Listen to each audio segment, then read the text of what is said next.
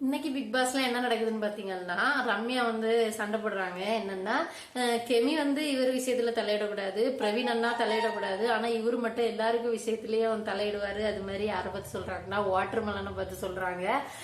Water melon வந்து மொத்தமாவே எல்லாத்துட்டையுமே சண்டை போறாங்க. வாட்டர் மெலனுக்கும் ரம்யாவுக்கும் அடி போடுறது மாதிரியே சண்டை வருது. கடைசியில ரம்யா அழுதுட்டு போறாங்க. இப்போ எல்லாருமே வந்து இந்த கண்டஸ்டன்ட் யாருமே நல்லா இல்ல, அது மாதிரிதான் சொல்லிட்டு இருக்காங்க. பிக் பாஸுக்கு ஒருத்தே இல்லை இந்த கண்டஸ்டன்ட் யாருமே பார்க்க இஷ்டம் இல்லை, அது மாதிரி சொல்றாங்க. உங்களுக்கு இஷ்டம் இருக்கா இல்லையான்னு சொல்லிட்டு கமெண்ட் பண்ணி விடுங்க. அது மாதிரி ரம்யாவும் வந்து வேணனி நல்ல ரீச் ஆகிறதுக்காண்டி பண்றாங்க. ரம்யாவும் பாய்சன் தான், அது மாதிரிதான் இப்ப எல்லாரும் சொல்றாங்க. ரம்யாவுக்கு நல்ல கமெண்ட் வந்துட்டு இருந்து திடீர்னு இப்படியும் சொல்றாங்க.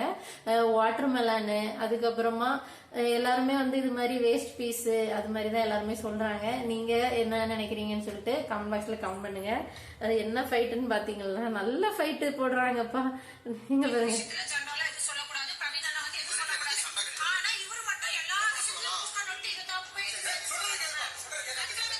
ஃபைட்டு தான் நடக்க போகுது. எல்லாருமே பிடிச்சி இழுக்க போறாங்க.